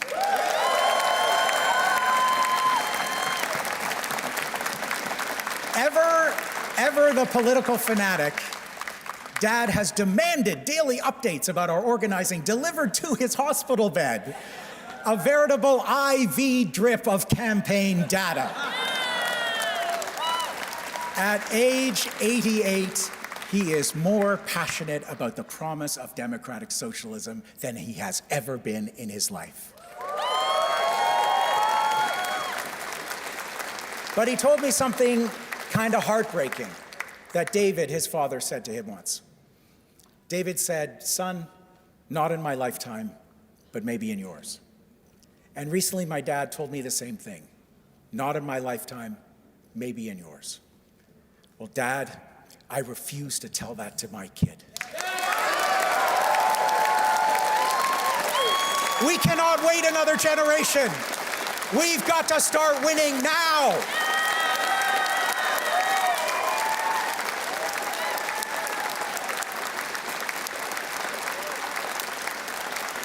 We know we can live in a country built on a foundation of care and connection, where you don't have to fight every day just for the basics, where hard work earns you a living, and if you can't work, you're not abandoned. And where our kids know we are doing everything we can to protect the air and water and their right to a livable future.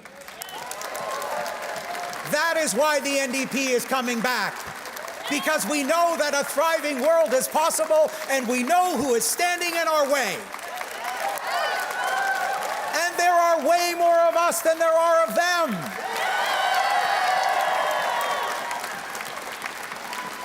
We just have to find each other. And that's what we've started on this campaign. I want to thank again my incredible team, every single volunteer, donor, and voter who has powered this history-making movement over the past 7 months. You have flung open the doors to this party. Your energy and passion is the fuel for all the work ahead. And it's not going to stop just because the campaign is over. Organizing can no longer be something we do when the writ drops. It's year-round work, with the NDP fighting alongside labor movements, fighting alongside social movements, showing up where we are needed, part of a common front of decent Canadians.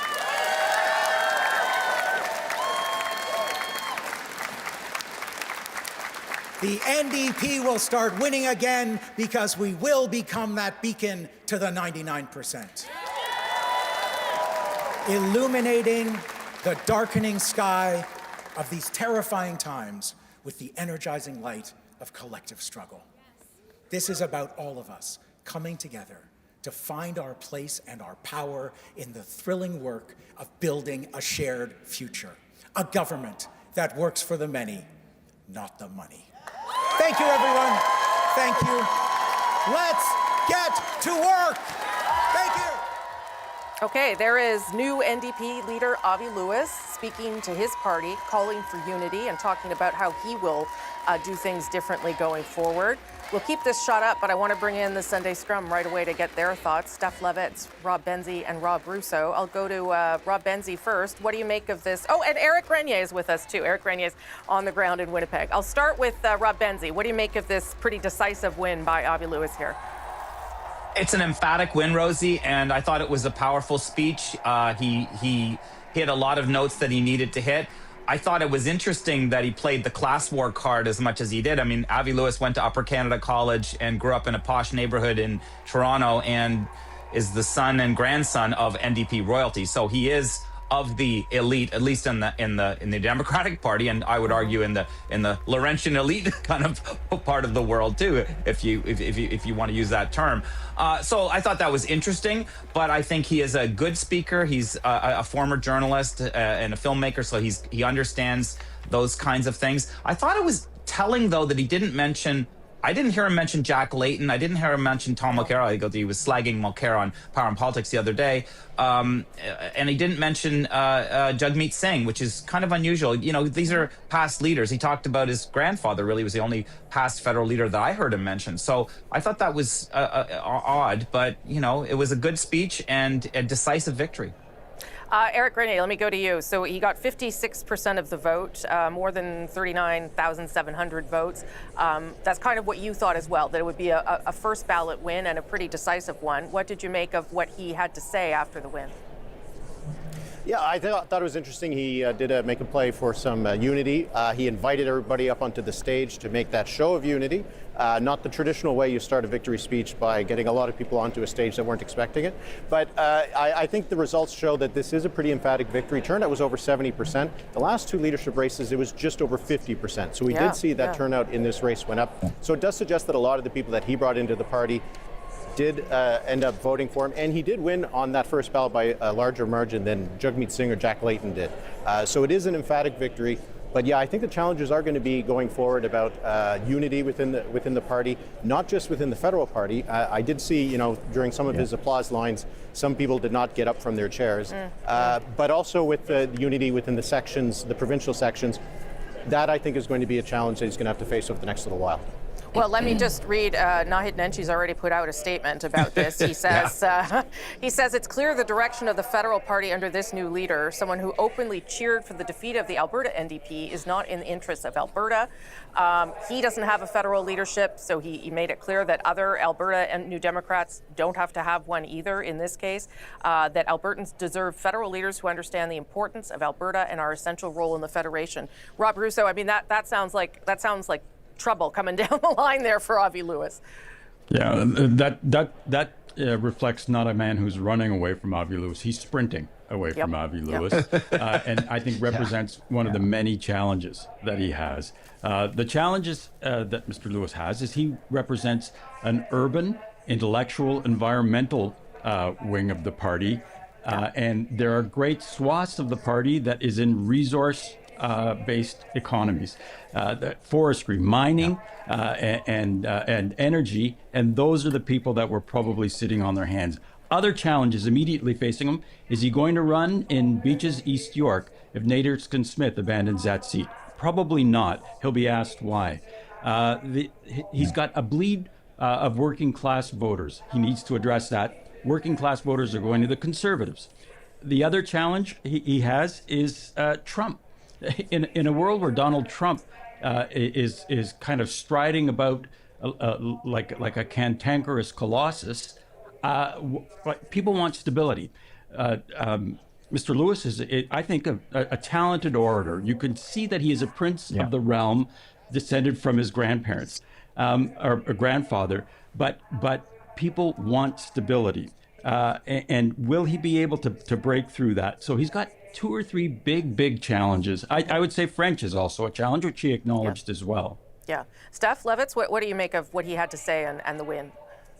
Yeah, I'll pick up on something that Rob was just talking about, Russo, not Benzi, about Mr. Lewis and whether or not he tries right away to get a seat in Parliament, right? And if you look at the numbers and you look at, for example, Beaches, East York, I mean, the party was nowhere there in the last election, right? So you look at the places that Avi Lewis ran in prior elections. In both cases, the NDP were super far behind. His party has a real electoral challenge ahead of it.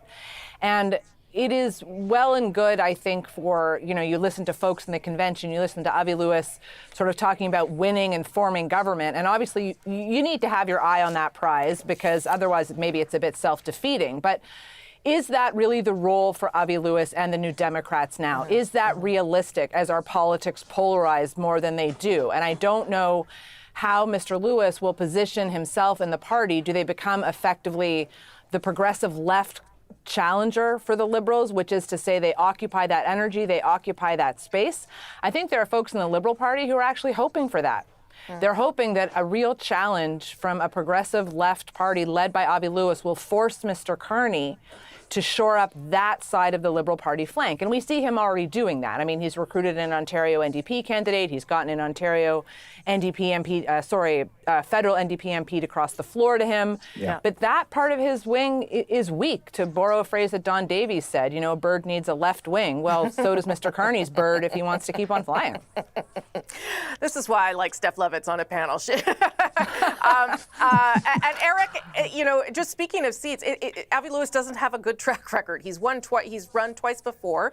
I actually had totally forgotten that he ran in the last election and lost. So he also needs to prove that he has the ability to win more than just a leadership race. Yeah. The worst way to do that is to lose a by-election. I think that is the really challenge for him. Sure. Beaches East York, you know, the NDP used to hold it, but it's been a while since they last did. Things have changed in the last 11 years. And if he wants to run where Alexandre Boulay-Riss is expected to step down in Montreal, the challenges that Rob Rousseau mentioned with his French then become apparent. So there's not a lot of good options. He's only got 6 MPs for now. And will any of them want to give up a seat and hand it over to Lewis, who might not have he might not be able to hold it? So he doesn't really have a good option right now. It's not like he has a caucus of 100 and he can pick and choose the safest seat among them like Pierre Poilievre was able to do. He doesn't have, there's no safe NDP seat right now. No, and though it doesn't seem like he has any, he doesn't seem like, you know, that he really wants a seat right away. And maybe it's because there's other things to do that don't involve being inside the House of Commons. Benzie, let me ask you about some of his messaging, because this isn't just an NDP leader, a socialist.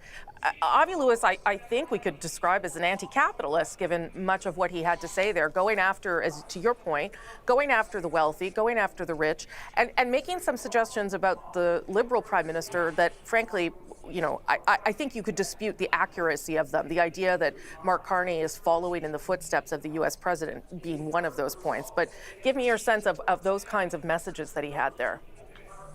I mean, I think Mr. Lewis has been consistent in that. I mean, his spouse, Naomi Klein, is basically royalty to the folks who are, you know, the no logo crowd, the anti-capitalist crowd, and I think he's a firebrand speaker, and I thought he delivered that message well. I mean, it's fair game for him to say what he said about Carney. We can debate the accuracy of it, but he's an opposition leader, and I think I think he, to what Steph and Rob were saying earlier, I think he will keep Carney honest, although I would argue if you need a left wing to fly, you also need a right wing to fly. So that could be a problem for the New Democrats, because I don't know what kind of a right wing they have. I do think, though, Rosie, I thought it was interesting some of the things he was talking about in the speech. He mentioned Israel 3 times, I think.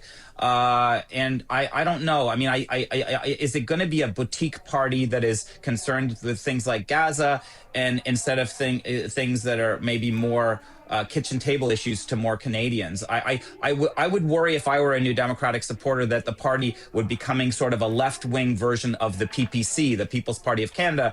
That's the Max Bernier vehicle that likes to talk about we got to get rid of supply management. So you're a fringe gadfly, and I think that's a risk. I mean, Jack Layton, Tom Mulcair, Ed Broadbent, these people were prime ministers in waiting. They were serious folks. Rosie, you and I covered, Steph and Rob, all of us have covered those guys. Covered at least not Broadbent, but certainly Jack Layton and Tom Mulcair. And these were serious people, governments in waiting. Is Avi Lewis seen as a prime minister in waiting? I don't think you can really say that today. Yeah, just so people know, we are waiting to speak to the leader, the new leader. He's going to make his way over to where Eric is, and as soon as he's hooked up, we'll bring you that interview to see how he's feeling about the challenges ahead. That was sort of a question I raised on At Issue this past week too, Rob Rousseau, is the risk of being maybe too far left on some issues anyway, and making yourself a fringe. And the fact that the people who are sort of center progressives who are with the Liberal Party right now, you're not actually going to bring them over if some of your views are perhaps too extreme for some Canadians. There might be something to that. Look, we've had a lot of discussions on panels about right-wing populism. What we got today was a reminder that there is such a thing in Canada as left-wing populism as well. There are a lot of fairly easy solutions to complex problems that were offered today. And if the goal is to try and gain attention, to break through, this might be a way to do it. And again, I go back to his grandfather, who in 1972 substantially increased the number of seats the New Democratic Party had and held the balance of power. I'm talking about David Lewis, with a slogan about corporate welfare bums, and how many of the big corporations in Canada were getting too much help from the government. It was effective. Could it be effective now? Well, again, the threat facing Canada will make that difficult, I think, for a lot of people to try and embrace that. But would it break through with a segment of the population, younger people, who feel like, just look at the happiness index that came out last week, where Canada was 71st in people under 25. Will it percolate with them? Perhaps it will. But this is not a man, as he said, who wants to nibble about the edges. This is a man who doesn't want to build a bigger table. He wants to dismantle the table that's been built for the NDP and completely rebuild it. And I think that's reflected in Rob Ashton's votes. Organized labor, the heart and soul of New Democratic Party, really for the last 35 or 40 years, didn't turn out for Rob Ashton. He finished a surprising third. So it'll be interesting to see if he follows, I'm talking about Avi Lewis, the Mamdani plan of going after younger voters, people who don't normally come out and vote, tries to get them, but that'll be years in the making. I think it'll be 2 or 3 years. I don't think he's going to run for a long, long time. But what is he going to do? Is he going to show up like Jack Layton did every day in the House of Commons to try and break through? That's what I'd be watching for in the near term. Well, just another example of some of the challenges facing him. This is a letter from the Office of the Official Opposition in Saskatchewan, so the NDP there. He had requested a meeting with its leader, and she writes that the positions you've taken when it comes to natural resource development are ideological and unrealistic. And Carla Beck says that until some of those positions change, she will not be meeting with him. So that's now 2 NDP provincial leaders there, Steph, that are not keen on the things Avi Lewis is saying, largely because his position on resource development and extraction runs opposite to what some provinces believe is key to their survival and development. This is a really interesting challenge for the New Democrats, because I'm pretty sure that they are the most integrated party at the federal provincial level, just in terms of operations and engagement, when compared to, the federal Conservatives have no real interoperability, and the Liberals, it depends on where you are. And if you've got, Mr. Lewis and the leaders of the major provincial parties sort of offside with each other, that's not just problematic for the federal party, it's going to go the other way too. And Benzie can probably speak to this much more coherently than I can, but look at Merritt Stiles and the New Democrats in Ontario. Yeah, I got to leave it there, Steph, only because the leader has now joined us. Steph Levitz, Rob Russo, Rob Benzie, and Eric Grenier. Thank you all so much. Let's bring in the new NDP leader, Avi Lewis. Mr. Lewis, I think I had you. There you go. Congratulations, sir. Nice to see you. Nice to see you. You did address some of it off the top there after your win, Mr. Lewis, but one of the things you are going to need to do, first of all, is reach out to some of your provincial counterparts, 2 of whom, Naheed Nenshi and Carla Beck, have already said this morning that they disagree with you on issues of resource development. Carla Beck says she doesn't want to meet with you at all until you change your position. So how do you manage that reality, Mr. Lewis? Well, thank you for the congratulations, Rosie. We had an all-time high voter turnout, and we had an all-time high number of votes for our campaign, and the highest percentage winning total in the one member, one vote era. So I'm just getting the news off the top. But I have been elected with a major mandate from the members of the federal NDP on a message that's not just about natural resource development, but is about addressing the grinding everyday emergency of trying to get by in a cost of living crisis, and our very specific proposals for dealing with that. And we have a huge mandate from our membership on a vision that's been very consistent. We have a responsibility to those members to be consistent. Now, I've reached out to Carla, And I believe that the way around these very natural New Democratic differences is through conversation. I happen to be a person who welcomes hard conversations. I think they're really necessary, and I embrace them, and my door is always open. I look forward to talking to Carla when she's ready. I can't change our position because, as I say, I've been elected with a mandate to carry it out. Understood. But when it comes to Nahid, I want Nahid Nenshi to be the next premier of Alberta. We must get rid of Danielle Smith, and Nahid Nenshi has stood up for trans kids and stood up for workers against the unreasonable use of the notwithstanding clause, and I'm utterly devoted to Nahid's victory. Despite the fact that he's not a member of the federal party, we are still New Democrats in spirit, in soul, and in fundamental values. I don't have a lot of time just because you guys were running a little bit late, so let me just push ahead. When do you plan to try and get a seat inside the House of Commons, Mr. Lewis? How important is that to you, to your rebuilding strategy? It's very important, but it's not the primary importance right now, this second. There is a big country out here, and we have a big job of rebuilding to do. When Jack was elected, he said off the top he was going to take a year and rebuild the party. I'm not committing to a time frame, but we have a lot of grassroots organizing to do, candidates to identify, election readiness to prepare, and it's very exciting to be out here among New Democrats and to travel the land and be in people's daily reality and work through the solutions with them and build up the party and the energy. I don't know if you've seen it on the floor of this convention, but we're back, Rosie, and we have building to do. Well, you're there, and you think that you're back. That's all fair and good, but it is a long road ahead. You will acknowledge that. Democrats know that we have a lot of work to do, but 2,000 people at this convention, tremendous amount of energy, is slightly out of sync with the portrayal of a party in the wilderness. New Democrats know that we're on our way back, and we've had incredible momentum during this campaign and at this convention. One of the challenges right now in the current political environment, Mr. Lewis, is it's very hard to get a message across because Canadians are very preoccupied, yes, with cost of living, to your point, but also with the geopolitical situation we're in.